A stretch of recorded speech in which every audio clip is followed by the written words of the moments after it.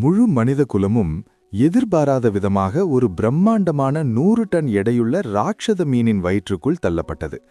வெளியே நிலப்பரப்பே இல்லாத வெறும் நீல நிற பெருங்கடல் மட்டுமே கொண்ட ஒரு உலகம் அது. அந்த ராட்சத மீன் அவ்வப்போது கடல் நீரை விழுங்கும்போது அதனுடன் சில விநியோக பெட்டிகளும் அதன் வயிற்றுக்குள் வந்து சேரும். மக்கள் அந்த பெட்டிகளை திறந்து தங்களுக்கு தேவையான உணவு, தண்ணீர் மற்றும் உயிர் வாழத் தேவையான கருவிகள் அல்லது வரைபடங்களை பெற்றுக்கொண்டனர். ஆனால் மீன் வெறும் பெட்டிகளை மட்டும் விழுங்குவதில்லை, ஆபத்தான கடல் உயிரினங்களையும் சேர்த்தே விழுங்குகிறது. எனவே மனிதர்கள் பிழைத்திருக்க தங்களை தாங்களே தற்காத்து கொண்டு தொடர்ந்து முன்னேற வேண்டிய கட்டாயத்தில் இருந்தனர். அந்த ராட்சத மீன் பாசிகளை உணவாக உட்கொள்ளும். ஒவ்வொரு முறையும் அது உணவை உண்ணும்போது பெருமளவிலான கடல் நீர் வயிற்றுக்குள் பாயும். நீர் வடிந்த பிறகு டன் கணக்கிலான பாசிகள் அங்கே தேங்கி நிற்கும். அந்த நேரத்தில் மீன் நீந்துவதை நிறுத்திவிட்டு தன் வயிற்றிலுள்ள பாசிகளை ஜீரணிக்கத் தொடங்கும். அந்த பாசிகள் வயிற்றின் செரிமான குழிக்கு மிகவும் மெதுவாக நகரும். எனக்கு ஒரு சிறப்பு திறன் இருந்தது. என்னால் அந்த மீனின் எண்ணங்களை கேட்க முடியும். அதன் மூலம் நான் ஒரு ரகசியத்தை தெரிந்து கொண்டேன். நானாக முன்வந்து பாசிகளை அந்த செரிமான குழியில் தள்ளினால் மீனின் செரிமானம் வேகமாகும். இதனால் மீன் அதிக நேரம் நீந்தும். மற்றவர்களை விட எனக்கு தினமும் அதிகமான விநியோக பெட்டிகள் கிடைக்கும். இந்த முறை பாசிகளை நகர்த்தி கொண்டிருந்தபோது ஒரு விபத்து நடந்தது. ஏதோ ஒன்று மின்னல் வேகத்தில் என் கையை ஆழமாக கீறியது. நான் பதற்றத்தில் பின்னோக்கி நகர்ந்தேன். ஒரு ஓடு சதையான அந்த வயிற்று சுவற்றில் மோதும் சத்தம் எதிரொலித்தது. என் கையில் ரத்தம் வழிந்து கொண்டிருந்தது. உடனே அதற்கு முதலுதவி செய்ய வேண்டும். நான் மூச்சை அடக்கிக் கொண்டு மெல்ல அந்த பாசி குவியலுக்கு அருகில் சென்றேன். இறுதியாக அந்த விசித்திரமான உயிரினத்தை நான் பார்த்தேன். அது ஒரு அசாதாரணமான பெரிய இறால். அதன் தலையில் கூர்மையான ஒரு கொம்பு இருந்தது. என் கை அந்த பெரிய கொம்பினால் தான் கிழிந்திருக்க வேண்டும். ஆனால் அது ஆக்ரோஷமாக தெரியவில்லை. இருந்த இடத்திலேயே துள்ளிக் கொண்டிருந்தது. இப்போது என் பயம் மெல்ல மறைந்து கோபம் என் தலைக்கு ஏறியது. என்னிடம் மருத்துவ பொருட்கள் எதுவும் இல்லை. ஒருவேளை காயத்தில் கிருமி தொற்று ஏற்பட்டால் நான் இறக்கக்கூட நேரிடலாம். ஆத்திரத்தில் அந்த பெரிய இறால் மீண்டும் என்னை காயப்படுத்தாமல் இருக்க அதை எட்டி உதைத்தேன். பிறகு என் உள்சட்டையிலிருந்து ஒரு துணியை கிழித்து காயத்தில் ரத்தம் வடியாமல் இருக்க ஒரு அவசர கட்டை போட்டேன். இரத்தப்போக்கை நிறுத்திய பிறகு நான் மீண்டும் பாசிகளை செரிமான குழிக்கு தள்ளும் வேலையை தொடங்கினேன். ஒவ்வொரு முறை கையை நீட்டும் போதும் இரண்டாவது இறால் ஏதும் இருக்குமோ என்று மிகுந்த எச்சரிக்கையுடன் இருந்தேன். எல்லா பாசிகளையும் தள்ளி முடித்த பிறகு அந்த இறாலை என்ன செய்வது என்று யோசிக்கத் தொடங்கினேன். அதை செரிமான குழிக்குள் தள்ளிவிடலாம் என்றுதான் நினைத்தேன். ஆனால் ஏனோ தயக்கமாக இருந்தது. அதன் கடினமான ஓட்டை சேதமில்லாமல் என்னால் உரிக்க முடிந்தால் அது என் முன்கையை மறைக்கும் ஒரு கவசமாக இருக்கும். பிற்காலத்தில் ஆக்ரோஷமான உயிரினங்களை எதிர்கொள்ளும் போது அது எனக்கு பாதுகாப்பாக இருக்கும். மேலும் அதன் தலையிலுள்ள கூர்மையான கொம்பு ஒரு கத்தியாக பயன்படும். இதையெல்லாம் மனதில் வைத்து அந்த இறாலை கொன்றுவிட முடிவு செய்தேன். விநியோக பெட்டியிலிருந்து ஒரு மரக்கட்டையை எடுத்து அந்த இறாலை நோக்கி ஓங்கி வீசினேன். பிறகு அதன் பலவீனமான பகுதியில் தொடர்ந்து தாக்கத் தொடங்கினேன். அதன் தலைப்பகுதியில் விடாமல் 10 நிமிடங்கள் ஆக்ரோஷமாக தாக்கினேன். ஒரு வழியாக அது உயிரிழந்தது. ஒரு காலால் அந்த இறாலின் உடலை மிதித்துக்கொண்டு மற்றொரு காலால் அதன் தலையை ஓங்கி மிதித்து அந்த நீண்ட கூர்மையான கொம்பை வேரோடு உடைத்தெடுத்தேன். பிறகு அந்த உடைத்த கொம்பை கொண்டே இறாலின் ஓட்டை அணு அணுவாக பிரித்தெடுத்தேன். உள்ளே இருந்த அந்த ஒளி ஊடுருவக்கூடிய மாமிசத்தை பார்த்தபோது எனக்கு எச்சில் ஊறியது. ஒருவேளை என்னிடம் நெருப்பு இருந்திருக்கக்கூடாதா என்று ஏங்கினேன். பச்சையாக மாமிசம் உண்டு எனக்கு பழக்கமில்லை. அதுவும் இந்த தெரியாத உலகத்தில் இருக்கும் விசித்திர உயிரினத்தை அப்படியே பச்சையாக சாப்பிட என் மனம் துணியவில்லை. அந்த நேரத்தில் மீனின் வயிற்று பகுதி லேசாக அதிரத் தொடங்கியது. மீன் மீண்டும் நீந்த தொடங்கிவிட்டது. இறான் மாமிசத்தை விநியோக பெட்டிக்குள் வைத்துவிட்டு என் கையில் கட்டியிருந்த அந்த தற்காலிக துணிக்கட்டை பார்த்தேன். ரத்தம் ஏற்கனவே துணியை நனைத்து வெளியே கசிய தொடங்கிவிட்டது. இந்த சாதாரண கட்டு மட்டும் போதாது என்று எனக்கு தெரியும். எனவே இரத்தப்போக்கை நிறுத்த தேவையான மருத்துவ பொருட்களை பெற முடியுமா என்று பார்க்க சிஸ்டம் இடைமுகத்தில் இருக்கும் உலகளாவிய அரட்டையை திறந்தேன். ஆனால் அங்குள்ள பெரும்பாலான மக்கள் உணவிற்காகவே மல்லு கட்டி கொண்டிருந்தனர். இது எனக்கு மிகுந்த பதற்றத்தை அளித்தது. விடாமல் தேடிய பிறகு ஒரு வழியாக மருத்துவ பொருட்களை பரிமாற்றம் செய்யும் ஒரு பதிவை கண்டேன். ஒரு மருத்துவ இரத்த தடுப்பு பேண்டேஜ் 3 ரொட்டி துண்டுகளுக்கு பரிமாற்றம் செய்யப்படும். மருத்துவ பொருட்கள் உயிரை காப்பவை, முதலில் வருபவருக்கே முன்னுரிமை. இதை பார்த்ததும் நான் முணுமுணுத்தேன். 3 ரொட்டி துண்டுகளா? இது அப்பட்டமான கொள்ளை. ஆனால் என் கையில் ரத்தம் வழிந்து கொண்டிருந்தது. என்னால் இனி காத்திருக்க முடியாது. தற்போது என்னிடம் 2 ரொட்டிகள் மட்டுமே இருந்தன. அது அந்த வியாபாரத்திற்கு போதாது. எனவே அந்த வியாபாரியின் சுய விவரத்தை கிளிக் செய்து அவரிடம் பேரம் பேசத் தொடங்கினேன். நண்பா, 3 ரொட்டிகள் என்பது மிக அதிகம், ஒன்றுக்கு தருகிறாயா என்று கேட்டேன். அந்த நபர் உடனே பதிலளித்தார், வாய்ப்பே இல்லை, இது உயிரை காக்கும் பொருள். சந்தையை பார், வேறு யாராவது மருத்துவப் பொருட்களை தருகிறார்களா? என்ன நண்பா, உனக்கு எதுவும் காயமா? விலையை ஏற்றி விடுவார் என்பதால் உண்மையை சொல்ல நான் விரும்பவில்லை. அப்படியெல்லாம் இல்லை, எனக்கு எப்போதுமே ஒருவித முன்னெச்சரிக்கை உணர்வு அதிகம், அதனால்தான் முன்கூட்டியே தயார் செய்கிறேன் என்றேன். அதற்கு அவர், நியாயமான விஷயம் நண்பா, நீ சொல்வது சரிதான். அப்படியானால் நானும் என் பேண்டேஜை தரப்போவதில்லை, அவசர தேவைக்காக நானே வைத்துக் கொள்கிறேன், நினைவூட்டியதற்கு நன்றி என்றார். நான் உடனே பதற்றமடைந்தேன். காத்திரு நண்பா, 2 ரொட்டிகள் தருகிறேன், என்ன சொல்கிறாய் என்றேன். அதற்கு அவர், நண்பா, உனக்கு நிஜமாகவே காயம் ஏற்பட்டிருக்கிறது, அப்படித்தானே என்று கேட்டுவிட்டார். அவர் கண்டுபிடித்து விட்டார் என்பதை உணர்ந்தேன். யோசித்து பார்த்தால் இந்த உலகத்திற்கு வந்து இன்றுதான் 2வது நாள். பெரும்பாலானோர் உணவை தேடிக் கொண்டிருக்கும் போது நான் மட்டும் மருத்துவ பொருளை தேடுகிறேன் என்றால் அதுவே காட்டிக் கொடுத்துவிடும். 2 ரொட்டிகள் மற்றும் 1 பாட்டில் தண்ணீர். என்னிடம் எஞ்சி இருக்கும் உணவு இவ்வளவுதான். இதற்கு நீ ஒத்துக்கொள்ளவில்லை என்றால் என்னால் ஒன்றும் செய்ய முடியாது என்று ஒரு இறுதி முடிவாக அந்த செய்தியை அனுப்பினேன். என்னிடம் உண்மையிலேயே அவ்வளவுதான் இருந்தது. ஒருவேளை இந்த வியாபாரம் முடிந்தால் என்னிடம் வெறும் 2 பாட்டில் தண்ணீர் மட்டுமே மிஞ்சும். இன்று கிடைக்கும் 3 விநியோக பெட்டிகளில் உணவு கிடைக்காவிட்டால் நான் தண்ணீரை மட்டுமே குடித்து உயிர் வாழ வேண்டியிருக்கும். மற்றவர்கள் அவ்வளவு மோசமானவர்கள் என்று நினைக்காதே. நான் விலையை ஏற்ற மாட்டேன். 1 ரொட்டி மற்றும் 1 பாட்டில் தண்ணீர், இதுதான் நம் ஒப்பந்தம். என்ன சொல்கிறாய்? இந்த செய்தியை பார்த்ததும் என் இதயம் மகிழ்ச்சியில் துள்ளியது. ஆனால் இது நிஜம்தானா என்று ஒரு கணம் சந்தேகம் வந்தது. உண்மையிலேயே இந்த உலகத்தில் ஒரு நல்லவனையா நான் சந்தித்து விட்டேன்? நிச்சயமாக அந்த பரிமாற்ற கோரிக்கை 1 ரொட்டி மற்றும் 1 பாட்டில் தண்ணீர் என மாறியது. நான் தயக்கமின்றி அதை ஏற்றுக்கொண்டேன். விநியோக பெட்டியில் இருந்த ரொட்டியும் தண்ணீரும் நீல நிற ஒளியுடன் மின்னி காணாமல் போக அந்த இடத்தில் ஒரு இரத்த தடுப்பு பேண்டேஜ் உருவானது. நான் உடனே அதை எடுத்து என் காயத்தில் இருந்த துணியை அவிழ்த்தேன். பற்களை கடித்துக்கொண்டு மீதமிருந்த அரை பாட்டில் தண்ணீரால் காயத்தை கழுவிவிட்டு பேண்டேஜை சரியாக கட்டினேன். ஒரு வழியாக இரத்தப்போக்கு நின்றது. அந்த சமயம் சிஸ்டம் இடைமுகத்தில் ஒரு தனிப்பட்ட செய்தி வந்தது. நண்பா, பார்த்தாயா, நான் உன்னை ஏமாற்றவில்லை. நீ எப்படி காயமடைந்தாய் என்று எனக்கு சொல்ல முடியுமா? நான் மென்மையாக சிரித்துக்கொண்டேன். அவர் ஒரு புத்திசாலி, எனக்கு ஒரு உதவி செய்துவிட்டு அதற்கு பதிலாக தகவலை எதிர்பார்க்கிறார். இந்த வயிற்றுப்பகுதி முழுக்க மென்மையான தசைச்சுவர்களால் ஆனது. இங்கே காயமடைவது என்பது அவ்வளவு எளிதான காரியம் அல்ல. அதனால் நான் எப்படி காயமடைந்தேன் என்பது முக்கியமான தகவல். நான் எதையும் மறைக்காமல் அந்த இறாலை பற்றி அவரிடம் நேரடியாக சொன்னேன். எங்கள் உரையாடல் முடிந்த சிறிது நேரத்திலேயே உணவு பாதையில் இசாஃபெகஸ் இலிருந்து கடல் நீர் வரும் சத்தம் கேட்டது. நான் உடனே பாசி ஆக்சிஜன் ஜெனரேட்டரை, ஆல்கி ஆக்சிஜன் ஜெனரேட்டரை அந்த பாதையின் ஓரத்தில் நீரின் வேகம் குறைவாக இருக்கும் இடத்திற்கு நகர்த்தினேன். பிறகு சில விநியோக பெட்டிகளை அந்த ஜெனரேட்டரின் மேல் அடுக்கி வைத்தேன். இதன் மூலம் ஒவ்வொரு முறையும் பெட்டிகளை தண்ணீரில் இருந்து தேடி எடுக்க வேண்டிய அவசியம் இருக்காது. கடல் நீர் வடிந்த பிறகு ஒரு புதிய விநியோக பெட்டி வந்து சேர்ந்தது. டிங்! 10 கற்கள், 10 மண் பகுதிகள் மற்றும் 10 அதிமதுரவியர்கள் கிடைத்தன. இவை அனைத்தும் மூலப்பொருட்கள். ஆனால் எனக்கு தேவையோ உணவு. என்னிடம் இப்போது ஒரே ஒரு ரொட்டி மட்டும்தான் மிஞ்சி இருக்கிறது. சிறிது நேரம் கிடைத்து மீன் 2வது பெட்டியை விழுங்கியது. டிங்! சிறிய நடவு பெட்டி வரைபடம் கிடைத்தது. இது உணவு இல்லை என்றாலும் எனக்கு ஒரு உற்சாகத்தை கொடுத்தது. நடவு பெட்டி என்றால் அதில் உணவை வளர்க்கலாம் என்று பெயரே சொல்கிறது. ஆனால் அதை உருவாக்க இன்னும் சில பொருட்கள் எனக்கு தேவைப்பட்டன. சில மணி நேரங்களுக்கு பிறகு கடைசி விநியோக பெட்டி அடித்து வரப்பட்டது.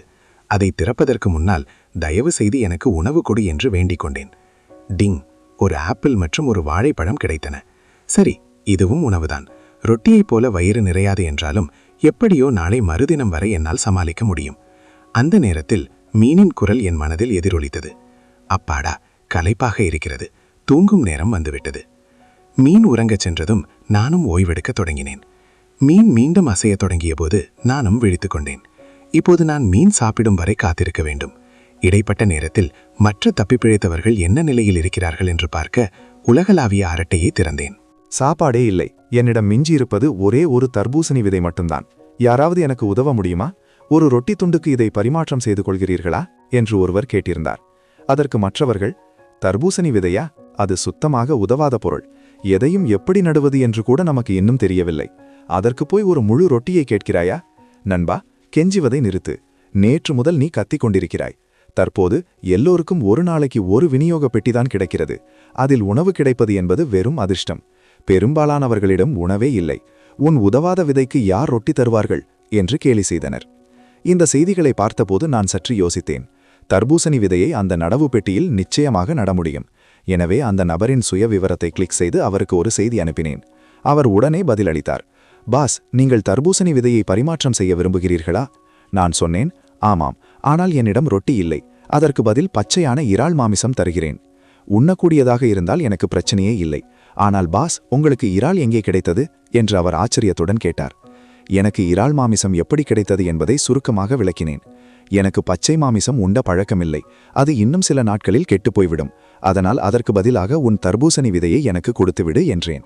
மிக்க நன்றி பாஸ் என்று அவர் கூற, அடுத்த நொடியே தர்பூசணி விதை எனக்கு வந்து சேர்ந்தது. அப்பாடா, இந்த இறால் மாமிசம் எவ்வளவு பெரியதாக இருக்கிறது. பாஸ், என் பெயர் மார்க்கஸ். உங்களுக்கு எப்போது என்ன உதவி தேவை என்றாலும் கேளுங்கள் என்றார் அவர். நிச்சயமாக, உதவி செய்ததில் மகிழ்ச்சி என்று கூறிவிட்டு அந்த இடைமுகத்தை ஓடினேன். சிறிது நேரம் கழித்து மீன் மீண்டும் உணவை உண்ணத் தொடங்கியது. நான் பாசிகளை நகர்த்த தயாரானேன். மீண்டும் இறால் தாக்கிவிடுமோ என்ற பயம் எனக்குள் இருந்தது. எனவே முன்னெச்சரிக்கையாக நேற்று நான் எடுத்து வைத்திருந்த அந்த இறால் ஓட்டை என் முன்கையில் கவசமாக பொருத்திக் கொண்டேன். ஒவ்வொரு முறை பாசிகளை நகர்த்துவதற்கு முன்பும் அந்த பாசி குவியலுக்குள் மிக கவனமாக தேடினேன். நான் நினைத்தது போலவே அங்கே 3 இறால்கள் இருந்தன. நேற்றைய விட இன்று அதிகம். ஆனால் அந்த கூர்மையான கொம்பு என்னிடம் இருந்ததால் இந்த முறை அவற்றை கையாள்வது எனக்கு மிகவும் எளிதாக இருந்தது. சிறிது நேரத்தில் இன்றைய முதல் விநியோக பெட்டி வயிற்றுக்குள் வந்து சேர்ந்தது. டிங், பதப்படுத்தப்பட்ட பீச் பழங்கள் கிடைத்தன. என் மனம் மகிழ்ச்சியில் நிறைந்தது. இது மிகவும் நல்லது. அதிக சர்க்கரை சத்து கொண்டது, உடனடி ஆற்றலை தரும். 2வது பெட்டிக்காக நான் மகிழ்ச்சியுடன் காத்திருந்தபோது மார்க்கஸ் எனக்கு ஒரு செய்தி அனுப்பினார். பாஸ், உங்களிடம் இன்னும் அந்த கூர்முனை ஓடு நண்டு மாமிசம் இருக்கிறதா? நான் ஒரு கணம் யோசித்தேன். இதன் பெயர் கூர்முனை ஓடு நண்டு என்று உனக்கு எப்படி தெரியும் என்று கேட்டேன். அதற்கு அவர், உயிரின காப்பகத்தில் இருக்கிறது. எதேச்சையாக நான் அதை கண்டுபிடித்தேன் என்றார். நான் உடனே அந்த ஆவணத்தை திறந்து பார்த்தேன். உண்மையிலேயே ஒரு புதிய உயிரின பதிவு அங்கே இருந்தது. அதனால்தான் அவை எப்போதும் பாசி குவியல்களுக்குள் ஒளிந்து கொள்கிறன. பாசிகள்தான் அவற்றின் உணவு. ஆனால் உடனே என் மனதில் ஒரு கேள்வி எழுந்தது. ஆமாம், மற்றவர்கள் ஏன் இதுவரை இந்த கூர்முனை ஓடு நண்டுகளை சந்திக்கவில்லை? சற்று யோசித்த பிறகு அதற்கான ஒரு காரணத்தை நான் கண்டறிந்தேன். ஒருவேளை இதுவாக இருக்குமோ? நான் ஒவ்வொரு முறையும் மீனின் செரிமானத்தை விரைவுபடுத்துவதால் மற்ற மீன்களை விட எனது மீன் தினமும் அதிக நேரம் சுறுசுறுப்பாக நீம்புகிறது. அதனால் இந்த கூர்முனை ஓடு நண்டுகள் வாழும் ஆழமான கடல் பகுதிக்கு எனது மீன் வந்துவிட்டதோ? அதுதான் உண்மையாக இருக்க வேண்டும். மற்ற எல்லோரையும் விட நான் வெகு தூரம் முன்னேறிவிட்டேன் என்பது இதிலிருந்து தெரிகிறது. ஆனால் இந்த தகவல் எனக்கு மகிழ்ச்சியை தரவில்லை, மாறாக கவலையையே அளித்தது. இந்த மீன் அதன் இருப்பிடத்திலிருந்து எவ்வளவு தூரம் தள்ளிச் செல்கிறதோ அவ்வளவுக்கு ஆபத்தான கடல் உயிரினங்களை அது எதிர்கொள்ள நேரிடும். ஒருவேளை என்னால் சமாளிக்க முடியாத ஒரு பெரிய உயிரினத்தை இந்த மீன் விழுங்கிவிட்டால் என் கதை முடிந்தது. அப்போது மார்க்கஸிடமிருந்து ஒரு செய்தி வந்தது. பாஸ், இந்த நண்டு மாமிசம் செம்ம விஷயம். இதை சாப்பிட்டால் நமது வலிமை, ஸ்ட்ரெங்த் 1 புள்ளி அதிகரிக்கிறது. அதனால் இப்பதான் எனக்கு கிடைத்த ஒரு வரைபடத்தை கொடுத்துவிட்டு அதற்கு பதிலாக இன்னும் ஒரு நண்டு மாமிசத்தை பெற்றுக்கொள்ள ஆசைப்படுகிறேன். இந்த செய்தியை பார்த்ததும் நான் திகைத்து போனேன். நண்டு மாமிசம் உடல் திறனை அதிகரிக்கிறதா? உனக்கு என்ன வரைபடம் கிடைத்தது என்று கேட்டேன். ஒரு கவச வரைபடம், கூர்முனை தலைக்கவசம். இதை பார்க்க அந்த நண்டின் ஓடுகளை வைத்து செய்வது போல தெரிகிறது என்றார் அவர். என் இதயம் மீண்டும் துள்ளியது. என்ன ஒரு தற்செயலான நிகழ்வு! என்னிடம் இருக்கும் பொருட்களுக்கு ஏற்ற ஒரு வரைபடம் தேடி வந்திருக்கிறது. நான் யோசிக்காமல் அந்த பரிமாற்றத்திற்கு சம்மதித்தேன். உடனே அந்த வரைபடத்தை சரிபார்த்தேன். கூர்முனை தலைக்கவசம் செய்ய தேவையானவை 3 சேதமடையாத கூர்முனை நண்டு ஓடுகள், 5 துணித்துண்டுகள். என்னிடம் போதுமான ஓடுகள் இருந்தன, ஆனால் துணித்துண்டுகள் இல்லை. எனவே இன்றைய விநியோக பெட்டிகளில் என்ன கிடைக்கிறது என்று முதலில் பார்ப்போம் என்று முடிவு செய்தேன். துணி கிடைக்காவிட்டால் சந்தையில் எதையாவது கொடுத்து 5 துணித்துண்டுகளை வாங்கிக் கொள்ளலாம். பிறகு பெட்டியிலிருந்து ஒரு துண்டு நண்டு மாமிசத்தை சாப்பிட்டு பார்க்க எடுத்தேன். ஆச்சரியமாக அது மிகவும் சுவையாக இருந்தது. டிங், கூர்முனை நண்டு மாமிசம் உண்ணப்பட்டது. வலிமை 1 புள்ளி அதிகரித்தது. சிஸ்டம் அறிவிப்பை கேட்டவுடன் என் தனிப்பட்ட புள்ளி விவர பலகையை திறந்து பார்த்தேன். உண்மையில் வலிமை 1 புள்ளி கூடியிருந்தது. ஆனால் என் உடலில் பெரிய மாற்றம் ஏதும் தெரியவில்லை. 1 புள்ளி என்பதால் உணர்வதற்கு சற்று கடினமாக இருக்கலாம். 2-3 மணி நேரம் கழித்து இன்றைய 2வது விநியோக பெட்டி வயிற்றுக்குள் வந்து சேர்ந்தது. டிங், 10 கற்கள், 10 மரக்கட்டைகள், 10 துணித்துண்டுகள் கிடைத்தன. என் மகிழ்ச்சிக்கு எல்லையே இல்லை. துணி கிடைத்துவிட்டது. உடனே தலைக்கவச வரைபடத்தை திறந்து உருவாக்கு, கிராஃப்ட் என்பதை அழுத்தினேன். அந்த 3 ஓடுகளும் 5 துணித்துண்டுகளும் நீல நிற ஒளியாக மாறி அடுத்த கணமே 3 கூர்முனைகளை கொண்ட ஒரு தலைக்கவசம் என் கைகளில் தோன்றியது. அதை அணிந்து பார்த்தேன். எனக்கு சரியாக பொருந்தியது. பிறகு அதை கழற்றி ஒரு காலி பெட்டியில் பத்திரமாக வைத்தேன். நாளை பாசிகளை நகர்த்தும்போது இதை அணிய வேண்டும் என்று நினைத்து கொண்டேன். அப்போது மார்க்கஸிடமிருந்து ஒரு செய்தி வந்தது. அலெக்ஸ், நான் நண்டு மாமிசத்தை சாப்பிட்டேன், ஆனால் இந்த முறை வலிமை கூடவில்லை. நான் வியப்புடன் தலையசைத்தேன். ஒரு முறை சாப்பிட்டால் மட்டுமே வலிமை கூடும் போல இருக்கிறது. பிறகு மார்க்கஸின் செய்தி சற்று மன்னிப்பு கேட்கும் துணையில் வந்தது. அலெக்ஸ், நான் கொடுத்த அந்த வரைபடம், நான் உன்னிடம் பரிமாற்றம் செய்த அந்த வரைபடம் உண்மையில் மிகவும் அபூர்வமானது. அதனால் கூடுதலாக ஒரு துண்டு நண்டு மாமிசத்தை எனக்கு தர முடியுமா என்று மார்க்கஸ் கேட்டார். என்னிடம் மொத்தம் 2 துண்டுகள்தான் இருந்தன. ஒன்றை அவரிடம் கொடுத்துவிட்டேன், மற்றொன்றை நானே சாப்பிட்டு விட்டேன். நண்பா, நாளை தருகிறேன். எனக்கு நாளை அதிகமாக கிடைத்தால் உனக்கு கண்டிப்பாக ஒரு துண்டு தருகிறேன் என்று பதிலளித்தேன். உண்மையில் எனக்கு இதில் பெரிய வருத்தம் ஏதுமில்லை. ஒரு கவச வரைபடம் என்பது ஒரு துண்டு மாமிசத்தை விட அதிக மதிப்புடையதுதான். ஆனாலும் மார்க்கஸ் உண்மையை சொல்கிறாரா என்று எனக்கு சந்தேகமாக இருந்தது. ஒருவேளை 2வது முறை சாப்பிடும்போதும் வலிமை கூடி அவர் என்னிடம் பொய் சொல்கிறாரோ? அதனால் நாளை எனக்கு கிடைக்கும் அடுத்த துண்டு மாமிசத்தை நானே சாப்பிட்டு பார்த்து வலிமை கூடவில்லை என்பதை உறுதி செய்த பிறகு மார்க்கஸிடம் கொடுக்க முடிவு செய்தேன். சிறிது நேரத்தில் உணவு பாதையிலிருந்து கடல் நீர் பொங்கும் சத்தம் கேட்டது. இன்றைய கடைசி விநியோக பெட்டி வந்து சேர்ந்தது. டிங்! ஒரு சூடுபடுத்தும் கருவி ஹீட்டிங் பேக் அடைத்தது. என் இதயம் மகிழ்ச்சியில் துள்ளியது. இதைக் கொண்டு நாளை அந்த நண்டு மாமிசத்தை சமைத்து சாப்பிடலாமா என்று யோசித்தேன். ஆனால் அடுத்த கணமே அந்த எண்ணத்தை கைவிட்டேன். இந்த ஹீட்டிங் பேக் ஒரு முறை மட்டுமே பயன்படுத்தக்கூடியது. என்னிடம் இருக்கும் ஒரே ஒரு மாமிசத்திற்காக இதை வீணடிப்பது புத்திசாலித்தனம் அல்ல. நான் மீண்டும் கண் விழித்தபோது இந்த உலகத்தில் எனது 4வது நாள் தொடங்கியிருந்தது. காலை உணவாக அந்த நண்டு மாமிசத்தை சாப்பிட்டேன். மார்க்கஸ் பொய் சொல்லவில்லை. அது மீண்டும் வலிமையை கூட்டவில்லை. எனக்கு சற்று ஏமாற்றமாகத்தான் இருந்தது. சிறிது நேரம் கழித்து மீன் உணவை உண்ணத் தொடங்கியது. நான் நேற்று செய்த அந்த கூர்முனை தலைக்கவசத்தை அணிந்து கொண்டு பாசிகளை நகர்த்த காத்திருந்தேன். அப்போது எதிர்பாராத விதமாக அந்த மீனின் மழலை போன்ற குரல் என் மனதில் கேட்டது. மிகவும் எரிச்சலாக இருக்கிறது. ஏன் இந்த ஜந்துக்கள் எப்போதும் என் உணவை திருடிக் கொண்டே இருக்கின்றன? அந்த மீன் மிகவும் கோபமாக இருப்பது தெரிந்தது. பாசிகளை உண்ணும் இந்த கூர்முனை நண்டுகள் மீனின் உணவிற்காக அதனுடன் போட்டியிடுகின்றன போலும். இன்று பாசி குவியல்களில் நிறைய நண்டுகள் இருக்கும் என்று எனக்கு புரிந்தது.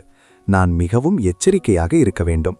மீன் இப்போது நண்டுகள் அதிகமாக வாழும் ஒரு கடல் பகுதிக்குள் நுழைந்திருக்கிறது. திடீரென்று அந்த வயிற்று பகுதி முழுவதுமாக பயங்கரமாக குலுங்கியது. பிறகு ஒரு பக்கமாக சாய்ந்து செங்குத்தாக நின்றது. எதிர்பாராத இந்த தாக்குதலால் நான் தூக்கி வீசப்பட்டு சதையால அந்த சுவற்றில் மோதினேன். அதிர்ஷ்டவசமாக சுவர் மென்மையாக இருந்ததால் லேசான தலைச்சுற்றலை தவிர எனக்கு பெரிய காயம் ஏதும் ஏற்படவில்லை. ஆனால் ஆக்சிஜன் ஜெனரேட்டரில் இருந்த நீர் முழுவதும் கொட்டியதுடன் நான் சேர்த்து வைத்திருந்த விநியோக பெட்டிகள் அனைத்தும் சிதறி ஓடின.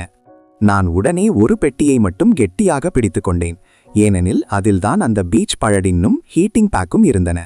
இந்த விலையுயர்ந்த பொருட்கள் சேதமடைய கூடாது. என் மனம் பயத்திலும் குழப்பத்திலும் ஆழ்ந்தது. என்ன நடக்கிறது? மீனை வேறு ஏதேனும் ஒரு பெரிய உயிரினம் தாக்குகிறதா? இந்த மீன் பெரியதாக இருந்தாலும் இந்த மர்மமான உலகத்தில் இதைவிட பெரிய ஒன்று இருக்கத்தான் செய்யும்.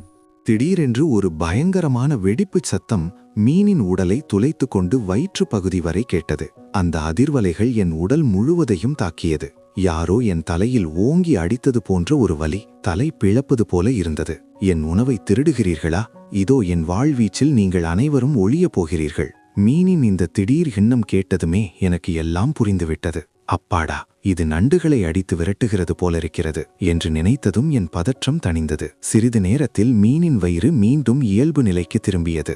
நான் சற்று ஓய்வெடுத்துவிட்டு கீழே விழுந்து கிடந்த ஆக்சிஜன் ஜெனரேட்டரை தூக்கி நிமிர்த்தி வைத்தேன். அதற்குள் இருந்த தண்ணீர் அனைத்தும் கொட்டிவிட்டாலும் மீன் மீண்டும் உணவு உண்ணும்போது அது தானாகவே நிரம்பிவிடும். சிதறி கிடந்த விநியோக பெட்டிகளை ஒவ்வொன்றாக சேகரித்தேன். அதே சமயம் மீன் மீண்டும் சாப்பிடத் தொடங்க கடல் நீர் உள்ளே பாய்ந்தது. நான் உடனே சிஸ்டம் இடைமுகத்தை திறந்து ஆக்சிஜன் ஜெனரேட்டரை ரிப்பேர் செய்தேன். தண்ணீர் தானாகவே அதற்குள் நிரம்பியது. பிறகு அந்த நண்டுகளிடம் சிக்காமல் கவனமாக பாசிகளை நகர்த்தும் வேலையை தொடங்கினேன். ஆனால் எல்லா பாசிகளையும் நகர்த்தி முடித்த பிறகு எனக்கு ஒரு இன்ப அதிர்ச்சி காத்திருந்தது. அங்கே 10 கூர்முனை நண்டுகள் செத்து கிடந்தன. மீனின் வாழ்வீச்சில் அவை அனைத்தும் கொல்லப்பட்டிருக்கின்றன. அதன் வாழ்வீச்சின் சத்தமே அந்த அதிர்வலையில் என்னை கொல்லும் அளவுக்கு இருந்ததென்றால் அதன் உண்மையான வலிமையை நினைத்து பார்க்கவே பயமாக இருந்தது. இது இன்றைய முதல் வேளை உணவுதான். அதற்குள்ளேயே 10 நண்டுகள் கிடைத்துவிட்டன. அப்படியானால் இன்றைய நாள் முடிவதற்குள் 50 அல்லது 60 நண்டுகள் வரை கிடைக்குமல்லவா? ஆனால் இந்த நண்டுகளை இப்படியே குவித்து வைத்தால் அடுத்த முறை கடல் நீர் வரும்போது அவை அடித்துச் செல்லப்பட்டுவிடும். எனக்கு ஒரு யோசனை தோன்றியது. இன்னொரு ஆக்சிஜன் ஜெனரேட்டரை உருவாக்கி இரண்டையும் வயிற்றுச் சுவற்றில் ஒரு வி வடிவில் அமர்த்தி அதன் நடுவில் இருக்கும் இடைவெளியில் நண்டுகளை சேமித்து வைக்க முடிவு செய்தேன். என்னிடம் தாராளமாக பொருட்கள் இருந்ததால் கூடுதல் ஜெனரேட்டர் செய்வது கடினமாக இல்லை.